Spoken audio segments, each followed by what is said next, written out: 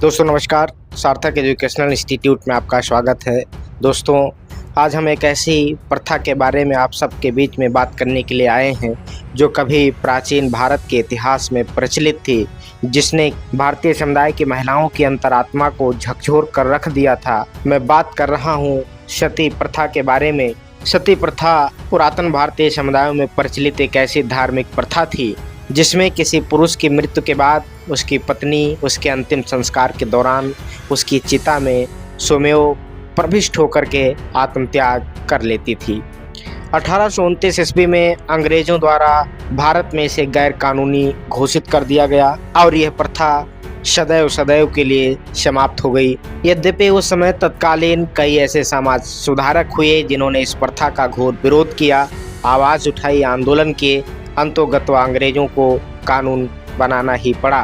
वास्तव में पहले राजाओं की रानियों अथवा उस क्षेत्र की महिलाओं का इस्लामिक आक्रमणकारियों के आक्रमण के समय यदि उनके रक्षकों की हार हो जाती थी तो अपने आत्मसम्मान को बचाने के लिए, आबरू को बचाने के लिए स्वयं दाह कर लेती थी।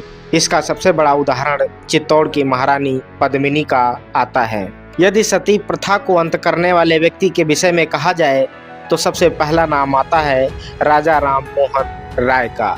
इस प्रथा का अंत राजा राम मोहन राय ने अंग्रेज गवर्नर लॉर्ड विलियम बेंकेट की सहायता से की थी। ऐसा माना जाता है कि राजा राम मोहन राय के घर में भी एक ऐसी घटना घटित हो गई थी जिसने राजा राम मोहन राय के हृदय को झकझोर कर रख दिया और उन्होंने संकल्प लिया कि इस प्रकार की कुप्रथा का अंत होना ही चाहिए और उन्होंने इसके लिए आंदोलन करना प्रारंभ कर दिया था। यदि ये देखा जाए कि सती प्रथा का प्राचीन इतिहास क्या है, इस प्रथा को इसका नाम देवी सती के नाम से मिला है, जिन्हें दाक्षायणी के नाम से भी जाना जाता है।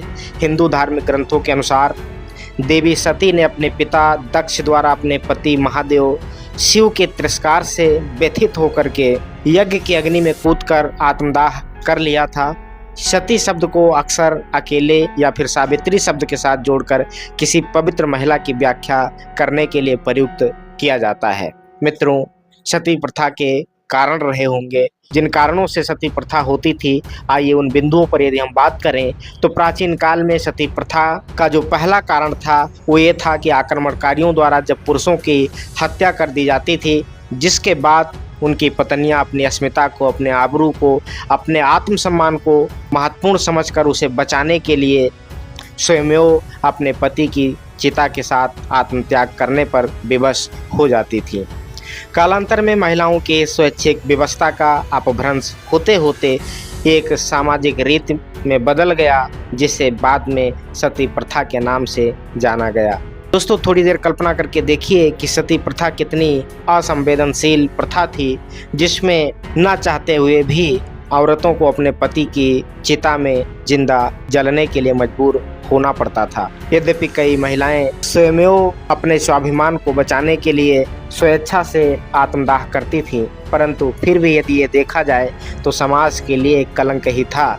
बताइए मित्रों, यदि किसी औरत के पति की मृत्यु हो जाती है तो उसमें उसके पत्नी का क्या कसूर होता है जो उसे जबरदस्ती अपने पति के साथ जलने के लिए, आत्मदाह करने के लिए मजबूर करना पड़ता है। मुझे लगता है कि ऐसी प्रथाओं का अंत होना आवश्यक भी था। तो आइए देखते हैं सती प्रथा का अंत कब और किसने किया। ब्रह्म समाज के संस्थापक राजा राम मोहन राय ने सती प्रथा के विरुद्ध समाज को जागरूक किया, जिसके फलस्वरूप इस आंदोलन को बल मिला और तत्कालीन अंग्रेजी सरकार को सती प्रथा को रोकने के लिए कानून बनाने पर विवश होना पड़ा। अंततः उन्होंने सन 1829 में सती प्रथा रोकने का कानून पारित कर ही दिया और इस प्रकार भारत में सती प्रथा का अंत हो गया।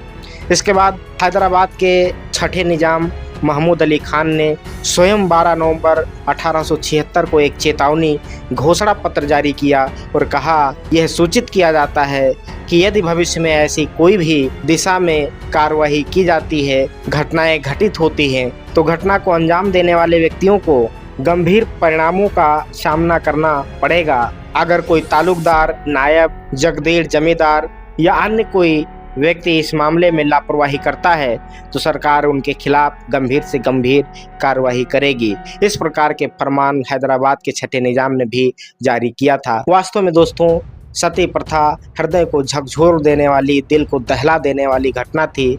बताइए, इस प्रकार की घटनाएं क्या आज के समय में प्रासंगिक हैं? बिल्कुल नहीं। ऐसी कुप्रथाओं का अंत होना आवश्यक था। इस प्रथा का अंत करने वाले राजा राम मोहन राय और उनके आंदोलन में सम्मिलित जितने भी व्यक्ति रहे होंगे, सही समय पर सही निर्णय लेने का काम किया था, जिससे आज ये कुप्रथा हमारे समाज में सदैव सदैव के लिए समाप्त हो गई। दोस्तों, ऐसे ही जानकारी लेकर के आप सबके बीच में हम आते रहते हैं। मिलेंगे एक नई जानकारी के साथ, तब तक के लिए लेते हैं आपसे विदा। नमस्कार, जय हिंद।